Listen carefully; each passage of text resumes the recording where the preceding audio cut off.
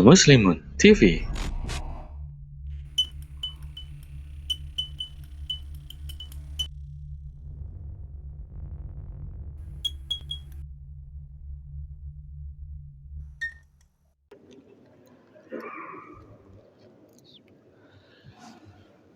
Assalamualaikum warahmatullahi wabarakatuh. Bismillah, alhamdulillah, wala na'budu illa iyah, wassalatu wassalamu ala rasulillah Muhammad ibn Abdullah wa ala alihi wa sahbihi wa mawalah wa man tabi'ahu ila yaumil qiyamah. Al-Fatihah li hadratin Nabil Muzdaba Rasulillah sallallahu alaihi wa alihi wasallam. Al-Fatihah. A'udzu billahi minasyaitonir rajim. Bismillahirrahmanirrahim. Alhamdulillahi rabbil alamin. Ar-Rahmanir Rahim. Maliki yaumiddin. Iyyaka na'budu wa iyyaka nasta'in. Ihdinas siratal mustaqim. Siratal ladzina an'amta 'alaihim ghairil maghdubi 'alaihim waladdallin. Amin. Sumailah hadarat ulama illah min masyarikil ardi wa magharribiha barriha wa bahriha aina makanu min aimmatil muslimin al mujtahidin al fuqaha wal ulama'il 'amilin wa awliya'is siddiqin wal asfiya'is salihin, khususan Syekh Syihabuddin Ahmad bin Hajar al Asqalani wa Syekh Muhammad Nawawi bin Umar al Jawi rahimahumullah wa nafa'anallahu bi ulumihim. Al-Fatihah. A'udzu billahi minasyaitonir rajim. Bismillahirrahmanirrahim. Alhamdulillahi rabbil alamin. Ar-Rahmanir Rahim. Maliki yaumiddin. Iyyaka na'budu wa iyyaka nasta'in. Ihdinas siratal mustaqim. Siratal ladzina an'amta 'alaihim ghairil maghdubi 'alaihim waladdallin. Amin. Bismillahirrahmanirrahim. Alhamdulillahi rabbil alamin. Allahumma salli wa sallim wa barik ala sayyidina Muhammad ibn Abdullah al-qaim bihuquqi la adada ma fi ilmillah wa ala alihi ma dhaqat illa wa farrajaha Allah. Rabbana atina min ladunka rahmata wa hayyi lana min amrina rasyada. Rabbi zidni ilma warzuqni fahma. Rabbi shrah li sadri wa yassir li amri wahlul 'uqdatam min lisani yafqahu qawli. Alhamdulillah, dengan izin Allah, dengan maunah Allah, dengan ridha Allah, saat ini kita dapat sama-sama duduk di masjid yang mulia ini untuk sama-sama belajar, mencari ilmu, agar kita semakin kenal dengan Allah, agar kita semakin dekat dengan Rasulullah, agar kita semakin paham tentang Islam ini, agar kita dapat menjaga akidah kita, agar kita dapat menjaga iman kita, agar kita mendapatkan keselamatan hidup kita di dunia dan di akhirat, dan juga mendapatkan ridha Allah Subhanahu wa taala. Hadirin rahimakumullah, sebelum diumumkan atau sebelum ditulis dalam flyer, saya ditanya judul pengajiannya apa. Saya tanya, ini ngaji satu kali atau rutin? Kalau rutin kita ngaji kitab saja.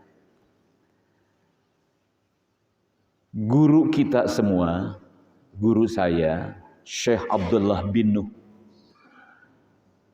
beliau adalah pendiri Majlis Ta'lim Al-Ghazali dan juga Al-Ihya. Dan beliau adalah guru dari guru kami, Abi Kiai Haji Muhammad Husni Tamrin, menyampaikan supaya ngaji ini benar. Kalau ngaji pakai kitab. Hadirin rahimakumullah, belajar atau ngaji ini bukan pendapat diri sendiri. Ngaji ini adalah menyampaikan apa yang dari Allah dan juga dari Rasulullah sallallahu alaihi wasallam. Masalah akidah, masalah iman, masalah syariat, masalah akhlak, Itu semua kita sudah diajar oleh Rasulullah Sallallahu Alaihi Wasallam. Oleh karenanya saya mengambil cara seperti ini hanya semata-mata ingin selamat, hanya semata-mata ingin sampai perjalanan kita kepada Allah Subhanahu Wa Taala. Karena tidak ada gunanya kita pintar banyak ilmu pengetahuan kalau kita tidak sampai surga Allah. Berapa banyak orang yang pintar tapi akhirnya tersesat. Ada di zaman sekarang kepandaiannya itu tidak diragukan lagi.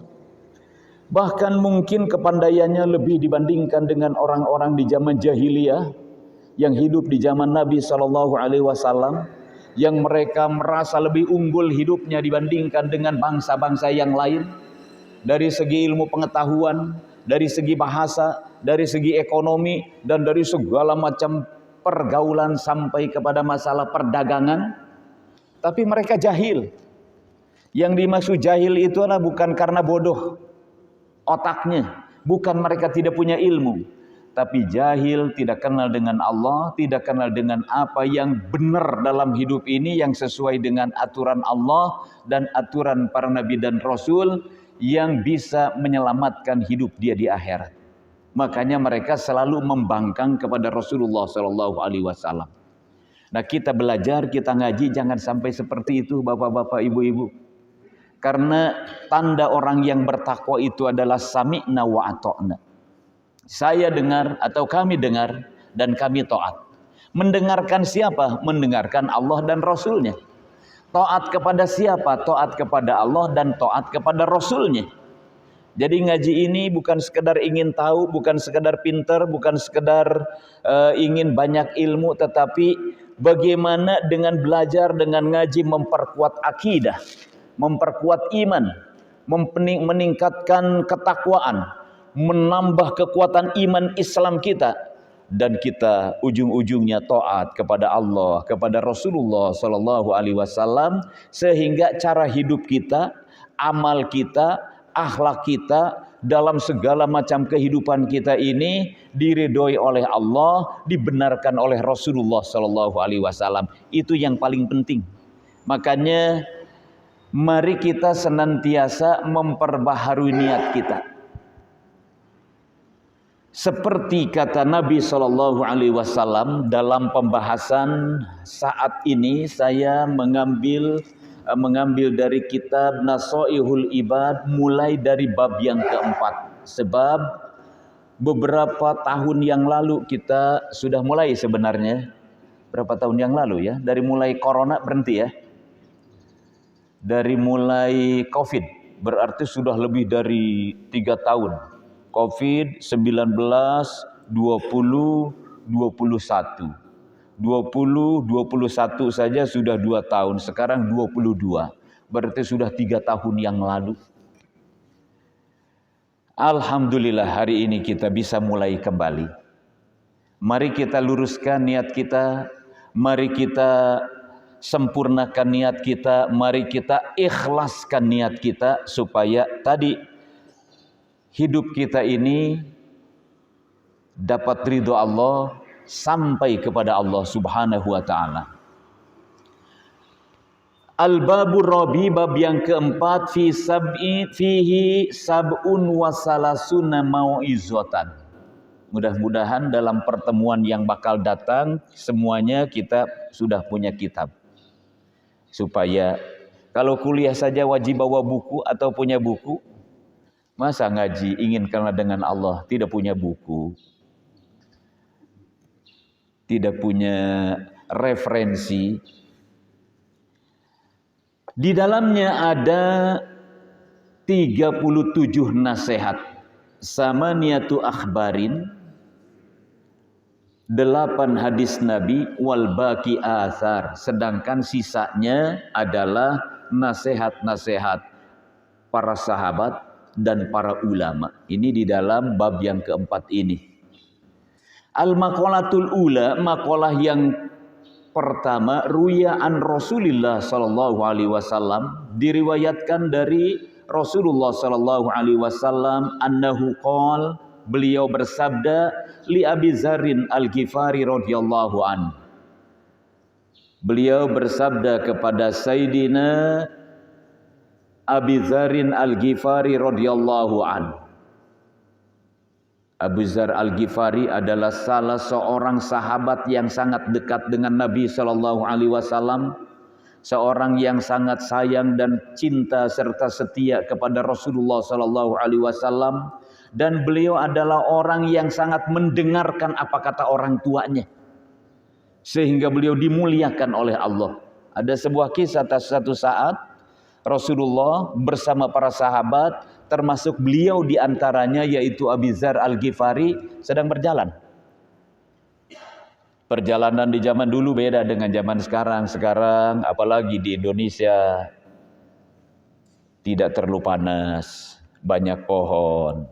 Apalagi sekarang berjalan pakai kendaraan, minimal motor, ada mobil, lapar, haus, bisa beli minuman. Lapar bisa beli makanan. Zaman dulu nggak terbayang oleh kita jarak satu perjalanan kepada yang lainnya begitu jauh. Nggak ada tempat makanan, nggak ada tempat minuman, nggak ada yang ngasih makan, nggak ada yang menyediakan minuman. Satu saat perjalanan begitu jauh, semuanya kehausan dan semua kelaparan. Sampai Sayyidina Abi Dzar Al-Ghifari saking lapar dan hausnya pingsan. Dan pada waktu pingsan, dia nggak kuat berjalan istirahat sampai pingsan. Sementara yang lain pada berangkat. Setelah beliau sadar, ternyata mendengar suara air katanya. Gitu dicari, gimana ini saya haus banget, barangkali ada air. Ternyata ketemu air. Maka disimpanlah di dalam girbah. Kalau sekarang termos mungkin alatnya ya. Girbah itu alat untuk menyimpan dan membawa air yang terbuat daripada kulit domba. Itu namanya girbah. Ditampung tuh air, disimpan dan dibawa. Dia sudah mulai ada tenaga berjalan dengan cepat sampai bisa menyusul orang yang lebih dulu. Bertemulah dengan Rasulullah sallallahu alaihi wasallam. Dengan senang berlaporan kepada Rasulullah, ya Rasulullah, ini saya mendapatkan air. Ditanya oleh Rasulullah, Anda sudah minum? Belum. Saya tidak berani. Sebelum Rasulullah meminumnya. Kenapa? Sebab orang tua saya memberi nasihat.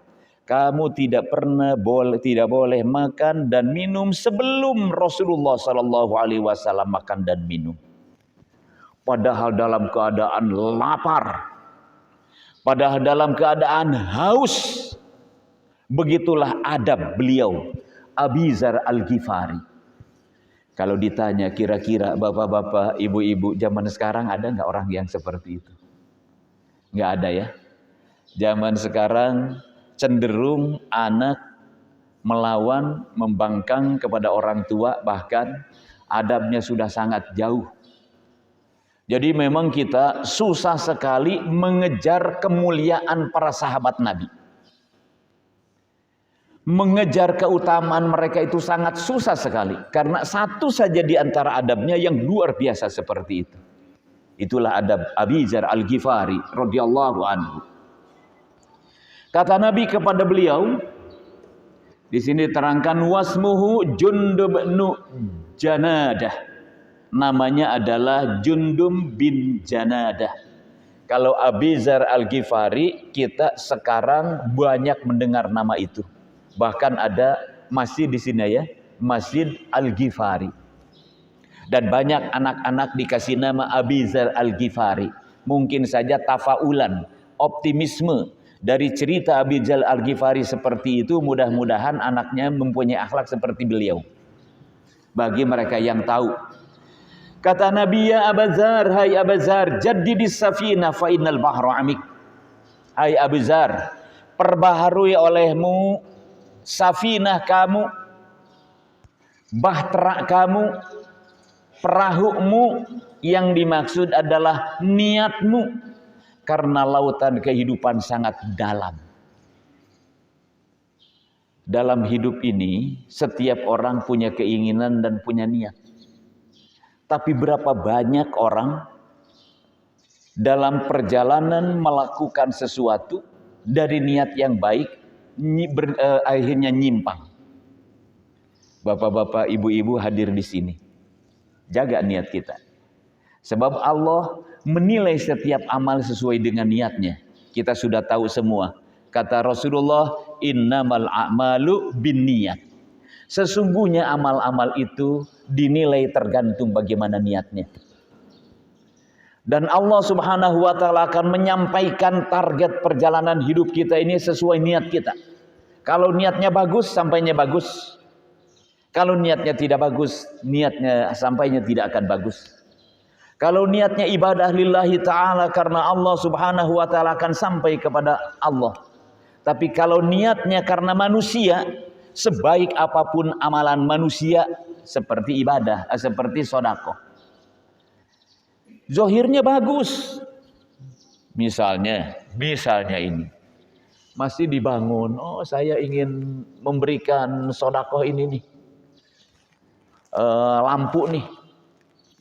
Harganya katanya ini berapa puluh juta ini. Hampir 100 juta ini. Lebih dari 70 juta mungkin. Bagus kan? Memberikan penerangan. Tapi ada di dalam hati niat. Biar ya nama saya dikenang nih. Karena manusia. Akhirnya nggak sampai kepada Allah. Hati-hati bapak-bapak. Masalah riya ini adalah penyakit yang bisa merusak perjalanan hidup kita di akhirat. Sebab kata Rasulullah, orang yang riya dalam amalnya seperti orang pergi ke pasar, membawa kantong atau tas isinya daun. Pada waktu dia akan membeli barang, pada waktu dia akan bertransaksi, ternyata daun yang dikeluarkan tidak laku dan tidak mau diterima oleh orang. Hanya akan menjadi bahan tertawaan. Rugi kan kita. Nanti di akhirat akan ditertawakan atau bahkan dicemoohkan, bahkan disalahkan oleh Allah. Sebab apa? Apa yang dibawa, ya Allah, saya membawa sholat, saya membawa sedekah, saya membawa amal soleh, saya membawa amal jariah, saya membawa ini uang yang dimasukkan ke dalam kotak amal di masjid. Tapi pada waktu memasukkan ke dalam kotak amal itu, duitnya agak gede. 100.000 agak merah, ingin kelihatan oleh orang. Biar kelihatan, nih saya ini sedekah segini. Kalau duitnya sedikit, kecil, apalagi yang 500 ya. Yang kencering itu. Ya dimasukkannya sambil disembunyikan. Tapi kedengaran peletok. Kata orang 500. Atau 1.000. Tapi kalau yang gede kelihatan. Nggak ditutup sama dia. Ini hati-hati kira-kira saja. Jangan sampai kita terkena penyakit seperti itu. Sedekahnya bagus, jumlahnya gede, manfaatnya mungkin ada. Tapi hati nggak sampai kepada Allah sebab hanya karena ingin mendapatkan pandangan dan perhatian dari manusia saja. Dari mana itu dinilai? Dilihat daripada niatnya. Dan niat itu berada di dalam hati. Innamal a'malu binniyat. Nah kata Rasulullah, jaddidi safinah, perbaharui oleh kamu niat kamu. Niat apa? Ai ahsinin niat, perbaiki, perbagus oleh kamu niat fi kulli ma ta'ti, dalam segala apa saja pekerjaan yang kamu kerjakan. Watazar, dan bahkan apa yang kamu tinggalkan. Sebab yang namanya ibadah itu adalah amalun watarkun, mengerjakan atau meninggalkan. Saya nggak mau mengerjakan ini. Kalau tidak mau mengerjakan sesuatu yang tidak baik hanya karena ingin mendapatkan pujian dari manusia, itu juga menjadi riya. Dan bapak-bapak, ibu-ibu, riya dan ikhlas itu bukan di tempat yang terbuka atau yang tertutup. Ada orang dalam amal kelihatan, disaksikan oleh orang, bahkan mungkin diumumkan, tapi dia menjaga hati semata-mata hanya karena Allah. semata-mata ikhlas. Dan ikhlas itu memang tidak gampang sebenarnya. Kata Syekh Ahmad bin Athaillah, beliau pengarang kitab namanya Al-Hikam, yang di dalamnya mengandung nasihat-nasihat tentang hikmah-hikmah. Kata beliau, ikhlas itu adalah buah ma'rifat. Ma'rifat itu artinya kenal kepada Allah. Dan ma'rifat itu adalah buah dari tauhid. Jadi ada urutan. Ada tauhid, ada ma'rifat, baru ikhlas. Sebab tidak akan mungkin kita bisa ikhlas kalau tidak kenal kepada Allah Subhanahu wa taala. Oleh karenanya kewajiban kita untuk ikhlas itu harus kenal dengan Allah. Maka jadi dikatakan, kita ngaji, kita belajar dalam rangka bagaimana usaha kita supaya kenal dengan Allah Subhanahu wa taala. Itu yang kita inginkan. Dan orang yang beramal di dalam kegelapan, kesendirian, tapi kalau ada niat saya beramal sendiri dalam kegelapan, enggak kelihatan oleh orang lain, tapi ada tuh bisikan-bisikan hawa nafsu, supaya amal saya ini, supaya saya ini dinilai oleh orang, kalau beramal tidak kelihatan oleh orang lain, sehingga kata orang ikhlas. Ikhlas enggak begitu tuh? Menjadi tidak ikhlas juga. Di dalam kitab Minhajul Abidin ada sebuah cerita. Ada seorang sahabat katanya di zaman dulu, orang baik, orang soleh, ahli ibadah. Kalau ada panggilan jihad fisabilillah, berperang bersama Rasulullah, selalu datang. Niatnya semata-mata karena Allah. Ini panggilan dari Allah. Mengikuti apa kata Rasulullah SAW, tidak karena yang lain.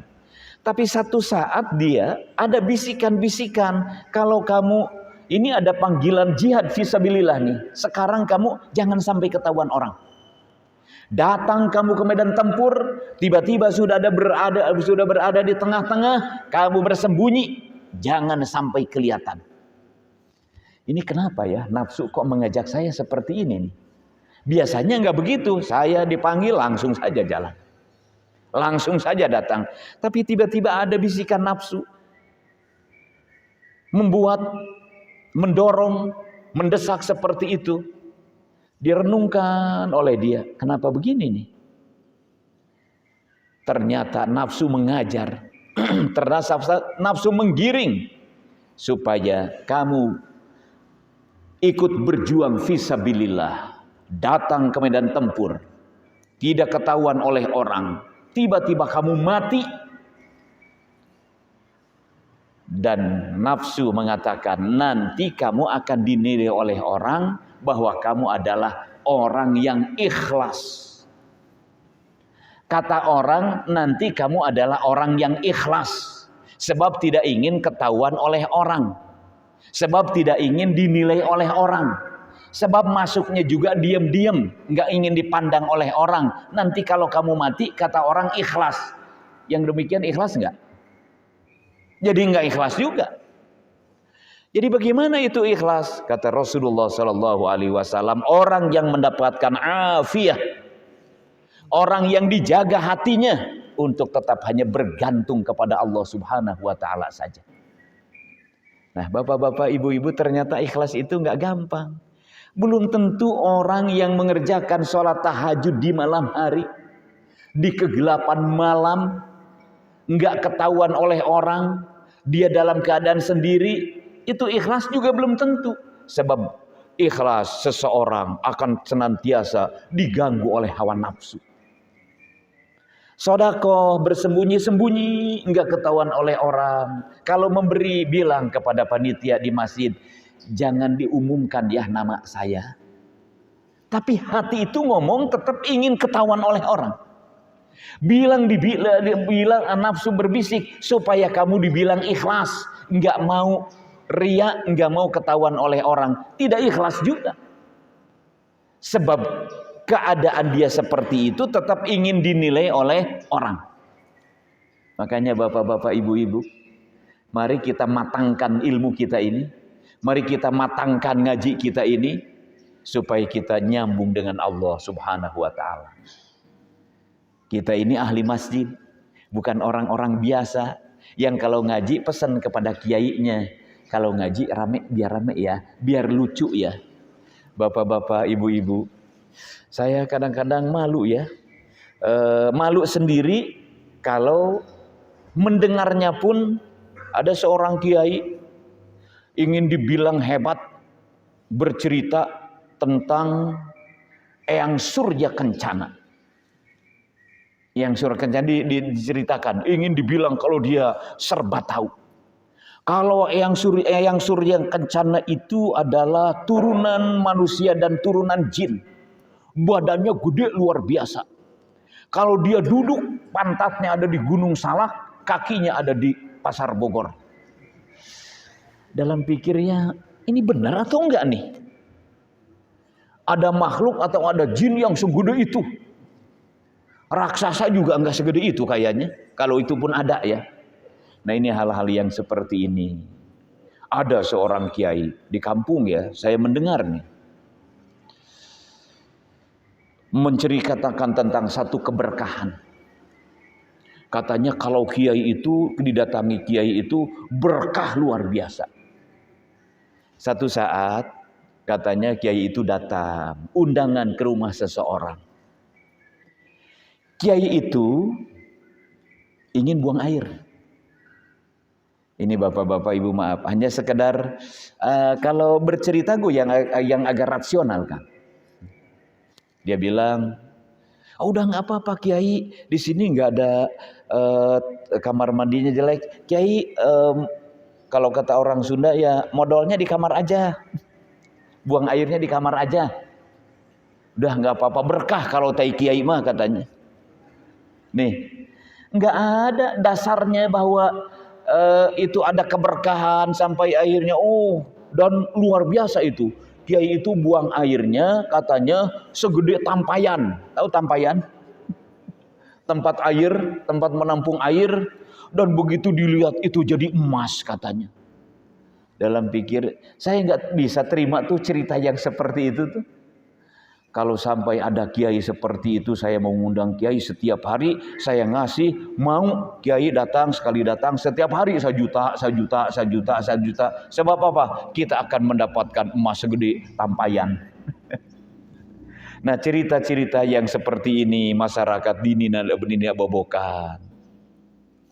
Ada cerita-cerita yang aneh-aneh, tujuannya hanya sekedar ingin membuat rame, ketawa, tetapi sesuatu yang tidak rasional.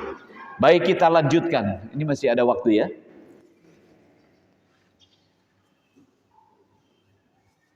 Bukan tidak boleh. Kiai menghargai kiai, menghargai mualim harus, karena mereka adalah ulama warasatul anbiya, menyampaikan apa yang dari Rasulullah Shallallahu Alaihi Wasallam. Tetapi bercerita yang berlebihan tentang kehebatan dia itu adalah hal yang di luar aturan.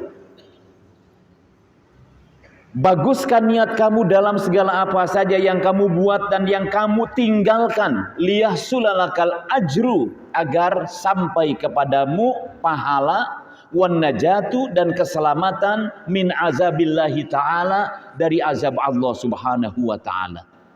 Karena orang mengerjakan sesuatu yang baik, ternyata kalau disandarkan kepada yang lain, riya namanya, maka itu juga akan menjadi azab di akhirat.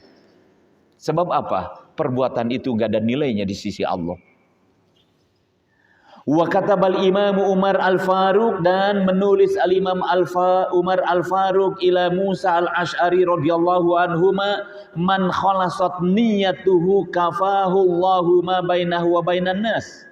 Kata beliau, siapa saja yang ikhlas niatnya, Allah subhanahu wa ta'ala akan mencukupkan segala apa saja antara dirinya, antara Allah dengan orang itu.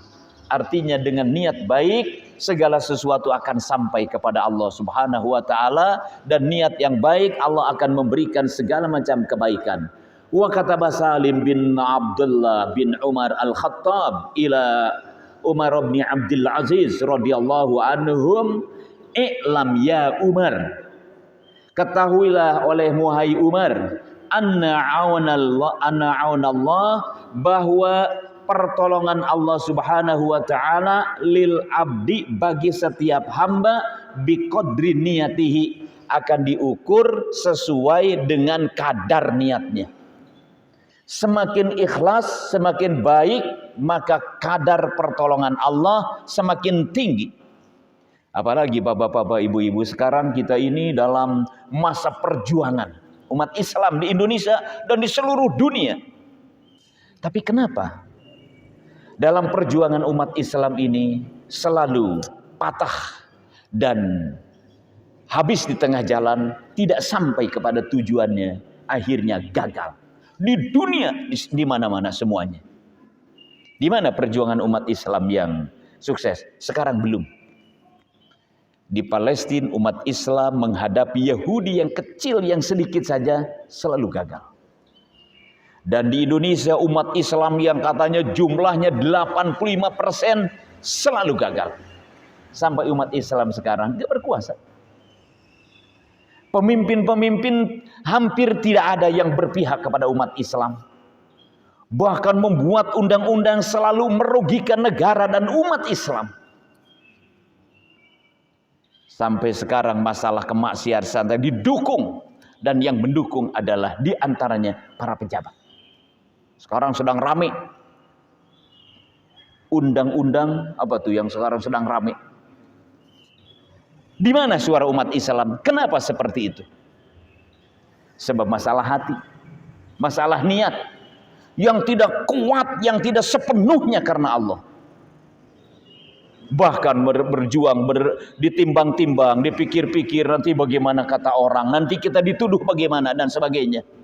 Apalagi kalau sudah memunculkan masalah khilafah, orang begitu takut, dan yang takut umat Islamnya sendiri, yang tidak setuju umat Islamnya sendiri, yang menolak umat Islamnya sendiri, yang menganggap itu sebagai bertentangan itu dengan konsep hidup umat Islamnya sendiri. Itu di zaman sekarang. Apa sebabnya? Hatinya tidak sepenuhnya bergantung kepada Allah. Padahal setiap hari umat Islam membaca Qul huwallahu ahad, Allahus samad.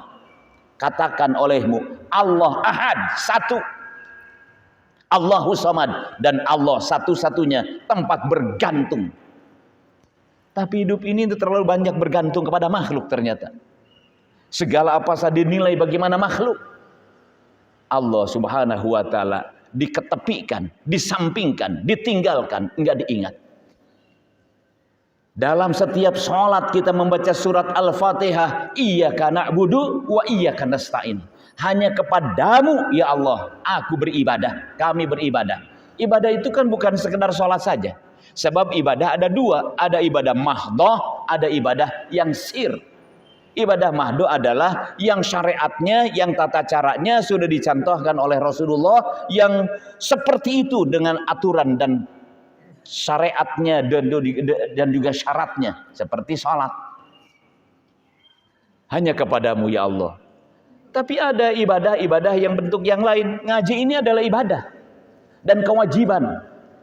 Yang kata Nabi, thalabul ilmi faridatun, mencari ilmu bagi setiap muslim itu adalah fardu ala kulli muslimin, baik laki-laki maupun perempuan. Duduk, mungkin diantaranya kita ada yang sudah batal wudu, ada yang sudah kentut, ada yang sudah dan sebagainya. Tapi ini adalah pengajian, tapi ini adalah kewajiban, dan ini adalah dalam bentuk ibadahnya seperti ini. Ibadah juga. Ada yang ibadah membantu orang tua, khidmat kepada orang tua. Ada yang ibadahnya mencari rezeki yang halal.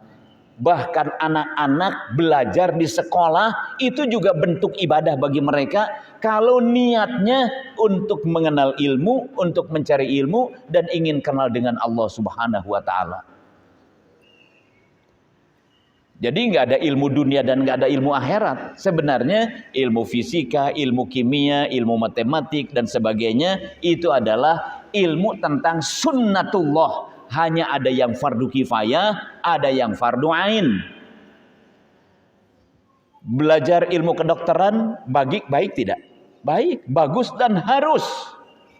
Tapi itu belajar itu termasuk fardu kifayah. Tidak semuanya harus menjadi dokter. Sehingga bapak-bapak yang tidak jadi dokter tidak menjadi dosa karena ngebelajar tentang ilmu kedokteran. Tapi belajar ilmu tentang sholat itu adalah wajib fardu ain karena sholatnya fardu ain. Bapak-bapak, ibu-ibu, tidak semuanya wajib menjadi insinyur. Cukup ada wakil-wakilnya. Yang membuat masjid ini tidak semuanya insinyur kan. Ketua DKM-nya, bendaharanya, apanya belum tentu ahli bisa membuat ini, tapi ada bagiannya masing-masing. Itu namanya fardu kifayah. Dan memberikan kemanfaatan. Kalau tujuannya itu semata-mata ibadah kepada Allah, ada nilainya. Jadi ibadah itu tidak selamanya sholat. Sholat adalah fardu ain yang tidak boleh ditinggalkan.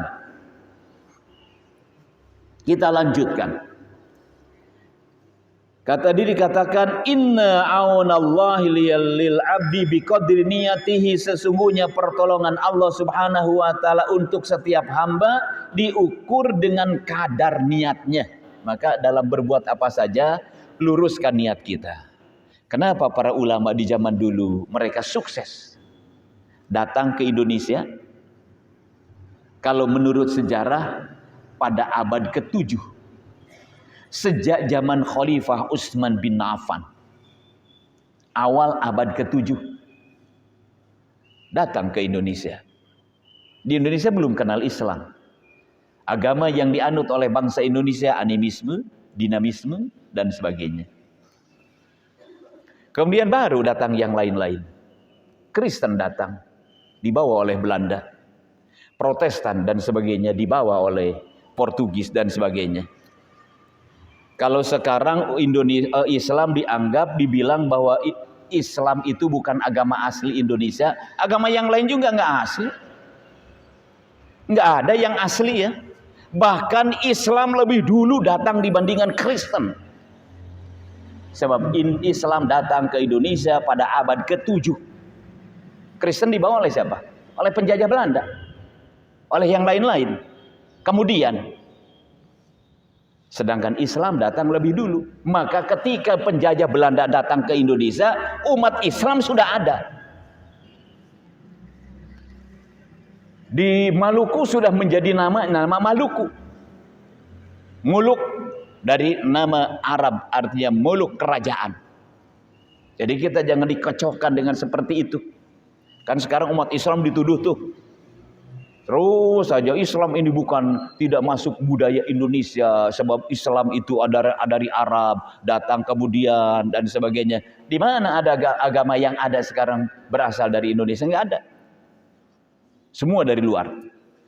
Nah, hadirin rahimakumullah, mari kita luruskan niat kita dan mari kita ikhlaskan niat kita, sebab tadi dikatakan bahwa pertolongan Allah diukur dengan kadar niat setiap hamba itu. Semakin bagus niatnya, semakin ikhlas niatnya, kita akan sukses. Ulama zaman dulu ikhlas niatnya, dasarnya ketakwaan, menyebarkan agama Islam.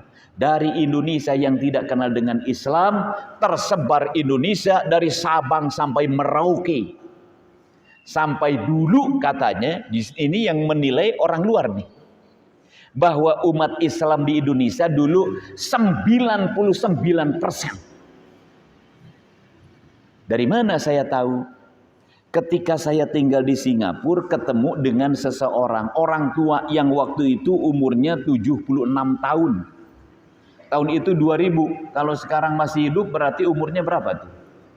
tambah 30 tahun 2000 tambah 22. 96 sudah 98 tahun kalau beliau masih hidup. Beliau orang Indonesia, orang India, warga negaranya Australia.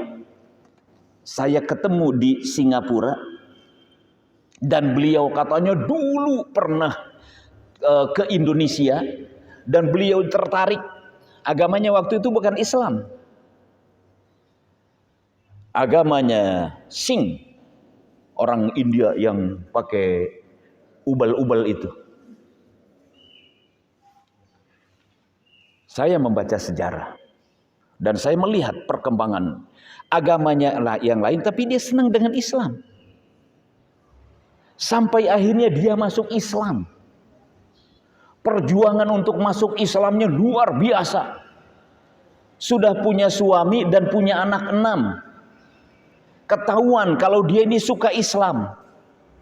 Akhirnya sampai dia ditanya oleh keluarganya, kalau kamu sudah tidak betah dengan agama nenek moyang kita, yang penting kamu jangan masuk Islam. Silahkan kamu masuk agama yang lain. Keluar dari agama kami. Sampai akhirnya dia diusir dari rumahnya. Selama 2 tahun jadi gembel. Kata dia, saya makan di tong-tong sampah. Yang penting saya bisa hidup. Dan yang penting saya bisa mempertahankan akidah. Begitu dia cintanya terhadap Islam. Ngobrol lah dia.